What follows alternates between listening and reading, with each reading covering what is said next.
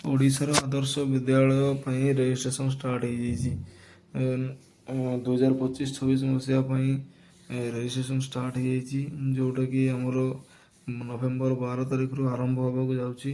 ତେଣୁକରି ଯେଉଁ ଛାତ୍ରଛାତ୍ରୀମାନେ ଆଦର୍ଶ ବିଦ୍ୟାଳୟରେ ପାଠ ପଢ଼ିବା ପାଇଁ ଚାହୁଁଥାନ୍ତି ସେମାନେ ଆପ୍ଲାଏ କରିପାରିବେ। ତା'ର ଡିଟେଲ୍ସ ଆପଣ ଅଫିସିଆଲ ୱେବସାଇଟ୍କୁ ଯାଇ ଚେକ୍ କରିପାରିବେ। ତା'ର ନୋଟିଫିକେସନ୍ ମଧ୍ୟ ଆପଣ ପଢ଼ିପାରିବେ, ଯାହାଦ୍ୱାରା ତା'ର ଡିଟେଲ୍ସ ବିବରଣୀ ଆପଣ ଜାଣିପାରିବେ।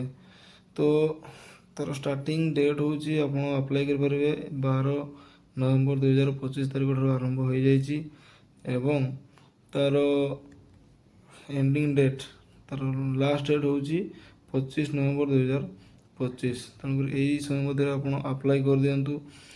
ରେଜିଷ୍ଟ୍ରେସନ୍ ଷ୍ଟାର୍ଟ ହେଇଯାଇଛି ଆଉ ଏହାର ଏକ୍ଜାମ୍ ପ୍ରାୟ ଜାନୁଆରୀ 2026ରେ ହେବାକୁ ଯାଉଛି। ସେଥିପାଇଁ ଆପଣଙ୍କର ପ୍ରିପାରେସନ୍ ମଧ୍ୟ କରିପାରିବେ। ଆପ୍ଲାଏ କରିବା ପୂର୍ବରୁ ଆପଣ ଏହାର ଡିଟେଲ୍ସ ଓଡ଼ିଶା ଆଦର୍ଶ ବିଦ୍ୟାଳୟର କିଛି ନିୟମାବଳୀ ଆପଣ ଚେକ୍ କରିପାରିବେ। ତା'ର ଅଫିସିଆଲ ୱେବସାଇଟ୍କୁ ଯାଇକି କ'ଣ କ'ଣ ଡକୁମେଣ୍ଟ ଦରକାର, କେଉଁ ଟାଇପ୍ର ପ୍ରିପାରେସନ୍ ଆପଣ କରିବେ ଆଉ ଆପଣଙ୍କର ବ୍ଲକ୍ର ଥିବା ସ୍କୁଲ କେଉଁ ଲୋକେସନ୍ରେ ଅଛି ସବୁ ଡିଟେଲ୍ ଆପଣ ତା'ର ଅଫିସିଆଲ ୱେବସାଇଟ୍ରେ ପାଇପାରିବେ।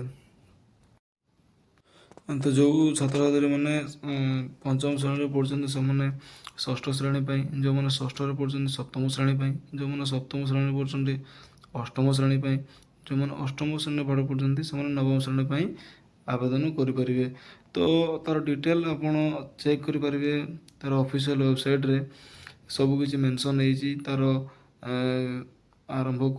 ରେଜିଷ୍ଟ୍ରେସନ୍ ଆରମ୍ଭ ଡେଟ୍ଠୁ ଆରମ୍ଭ କରିକି ତା'ର ଏକ୍ଜାମ୍ ହେବା ଯାଏ ସବୁକିଛି ଡିଟେଲ୍ ଅଫିସିଆଲ ୱେବସାଇଟ୍ରେ ଆପଣ ପାଇପାରିବେ।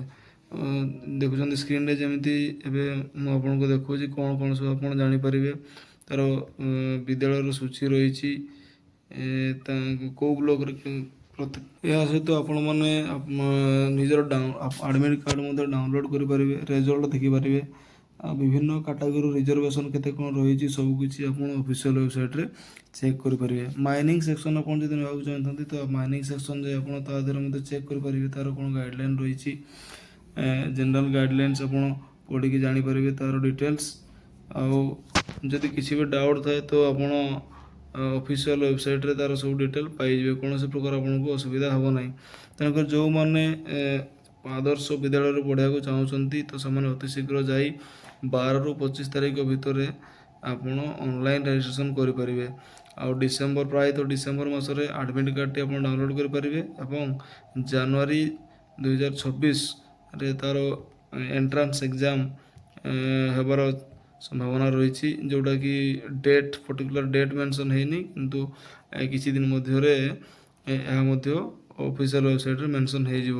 ତେଣୁକରି ଆପଣ ଯଦି ଭିଡ଼ିଓଟି ଆପଣଙ୍କୁ ଭଲ ଲାଗୁଛି ତାହେଲେ ଭିଡ଼ିଓଟିକୁ ଲାଇକ୍ କରନ୍ତୁ, ସେୟାର କରନ୍ତୁ, ଯାହାଦ୍ୱାରା ଅନ୍ୟମାନେ ବି ଏହି ଖବର ବିଷୟରେ ଜାଣିପାରିବେ ଆଉ ନୂଆ ନୂଆ ପିଲାମାନେ ଆପ୍ଲାଏ କରିକି ଓଡ଼ିଶା ଆଦର୍ଶ ବିଦ୍ୟାଳୟରେ ନାଁ ଲେଖାଇ ସେମାନେ ପାଠ ପଢ଼ିପାରିବେ ଆଉ ତା'ର ସବୁ ପ୍ରକାର ସୁବିଧା ପାଇପାରିବେ। ଆଜି ପାଇଁ ଏତିକି। ଜୟ ଜଗନ୍ନାଥ।